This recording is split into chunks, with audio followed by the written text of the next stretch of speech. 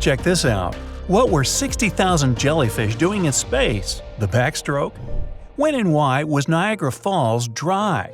Where can you see a green sunset and a flowering desert? Let's dig into some of the Earth's mysteries. The Earth had a second moon. A space rock the size of a car had come up too close and had been tangled into our planet's gravitational pull for at least a year. In March 2020, it left Earth for the Sun's orbit. This was only the second confirmed mini-moon after the one spotted in 2006. In 1991, NASA sent to space around 2,500 jellyfish polyps in bags with artificial seawater. By the end of the mission, they had multiplied to 60,000 jellies. Scientists wanted to see if jellies born in space would be able to adapt to Earth's gravity after coming back. Sadly, they didn't do so well. Humans and jellyfish have similar gravity-sensing structures, so humans born during long future space missions could have some massive vertigo back on Earth too. In 1859, the biggest solar storm ever was recorded. It was so powerful, northern lights were spotted in Cuba and Honolulu, and southern lights were seen as far up as Santiago, Chile. In latitudes like that of New York, people were able to read newspapers in the dark under those northern lights alone. If something similar happened today, it would have cost the world about $1.2 trillion. Speaking of rare bright lights, have you ever spotted a green flash? It happens shortly after sunset or before sunrise when the sun is almost entirely below the horizon and the Earth's atmosphere bends and scatters lights from it. People mostly spot it over the ocean. It can also be yellow, blue, or purple. I've actually seen one myself. Lucky me. When Kawah Ijen volcano in Indonesia erupts, it looks like it's spitting out bright blue and purple lava. In fact, the lava itself is normal. It's the sulfuric gas coming out of the magma chamber and burning that makes it look so surreal. For the same reason, the water in the crater lake seems bright blue and the shores electric yellow. Niagara Falls was once dry. In 1969, engineers turned off 2 of the 3 falls making up the landmark. They did it to remove the rocks that had piled up at the base of the falls. Over the first weekend of the renovation works alone, about 100,000 tourists visited the spot. In Racetrack Playa, California, rocks about as heavy as a horse are moving around on their own and leaving trails behind. There were different theories to explain this, from magnetic fields to aliens. Finally, a NASA scientist found out that in winter, rainwater in the playa freezes over.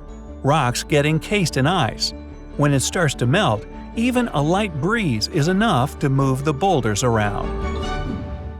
Once a year, for just a few moments, a waterfall in Yosemite National Park turns into a firefall. In winter and early spring, 2 streams flow down the granite El Capitan. In perfect conditions in February, when the sun is hiding behind the horizon, it gets in the right position to reflect off the wall and color the water fiery orange. The Danakil Depression in Ethiopia is a one-of-a-kind landscape with crackling pools of lava and neon hot springs and geysers. It's one of the hottest and lowest places on Earth that hardly receives any rainfall. Scientists studied this area to find out how life might evolve on other planets. Many of them call it the cradle of humanity. Some places on Earth have less gravity than others. Canada's Hudson Bay, for example, used to be covered by a super thick and heavy glacier during the last ice age. The ice had pushed tons of rock mass outward when it started to melt. The smaller the mass of an object, the less gravity it has. It'll take another 5,000 years for the Earth to return to its original shape in this spot. There are underwater lakes and rivers in the ocean. The water in them is denser and more saline than the rest of the ocean. They have shoreline, surfaces, and even waves. And smaller rivers also flow into larger ones. They can be found across the world, from the coasts of Greenland to the Bay of Bengal. One of the most unique natural optical illusions on Earth is an underwater waterfall off the coast of Mauritius. No worries, the island isn't going down the drain. Sand is moving through the underwater currents into the darker, deeper ocean and creates the illusion. The shelf here is 10 times deeper than the rest of the surrounding waters. There used to be a never-ending wave in Brazil. The Pororoca, which translates as Big Roar in the Amazon basin, went on for hours and was so powerful it could take down trees. Surfers from across the world came here in early spring to ride more than a half an hour in a row. The record was 6 miles non-stop on a single attempt. One of the driest places on Earth, Chile's Atacama Desert, turns into a garden every 5 to 7 years. With enough rainfall between September and November, superbloom spreads overnight. The seeds of over 200 types of flowers sleep in the ground for months or years, waiting for that water to help them sprout. Mineral gypsum sometimes crystallizes in a rose shape. It happens in dry, sandy areas that occasionally get flooded. The petals of desert roses are made of crystals that get mixed with grains of sand. Lake Maracaibo in Venezuela is often called the lightning capital of the world. Thunderstorms happen here 300 days of the year, with a peak in September. Sometimes there are up to 200 flashes in a minute. It happens because cool air coming from the surrounding Andes meets with warm air from the Caribbean Sea and generates electricity. In 2010, spiders cocooned the trees and bushes in Pakistan.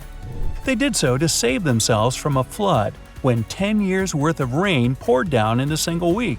Some of the webs even stretched over several trees.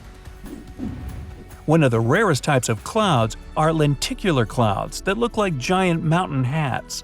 They're formed when moist air is traveling over a mountain or a mountain range and gets into an area of turbulence. They are so rare in flatland, people sometimes take them for unidentified flying objects. You can spot flowers in the Arctic Ocean in the midst of winter. These frost flowers are made of ice, in which microbes somehow manage to survive. Studying them could help scientists better understand how life formed on Earth. Lake Abraham in Canada looks like it's home to tens of thousands of jellyfish living under ice. In reality, they are frozen pockets of methane gas produced by bacteria that live in the lake. There is a cave in New Zealand that's lit by glowworms. Waitomo caves were discovered in late 19th century and have been popular with tourists ever since. There are thousands of bioluminescent larvae of various worm species in the caves. All of them are harmless. One of the oldest and largest organisms on Earth is a clonal grove nicknamed Pando in Utah. It looks like 47,000 trees, but in fact, it's one huge tree. It has 3 sets of chromosomes instead of 2, and can keep making unlimited new shoots from its own roots. Scientists believe it's at least 80,000 years old. Volcanoes can produce lightnings. They're formed in columns of volcanic ash through friction and static electricity to connect the positively and negatively charged particles. To understand how it works, you can rub a balloon across your hair or your feet across a carpet and then touch a metal doorknob. Yeah, go ahead. I'll wait. Nah. About once a year, you can spot a rare firenado in the US. Fire tornadoes start when a strong wind picks up heat from a fire. They're made of flame or ash. They're different from regular tornadoes because they don't start from cyclones. Firenadoes are about as tall as the Leaning Tower of Pisa. Unlike firenadoes, fire rainbows don't cause any damage at all. They aren't about fire or water. Fire rainbows only happen when the sun is very high in the sky and its light is passing through ice clouds. A white rainbow is a rare illusion created by fog and water. Like a usual rainbow, it's formed when light is shining through droplets of water. It loses color because fog droplets are hundreds of times smaller than those of rain. A white rainbow is sometimes mistaken for moonbow. That one happens at nighttime and is illuminated by the moon. That's why it's not so bright. Kinda like me.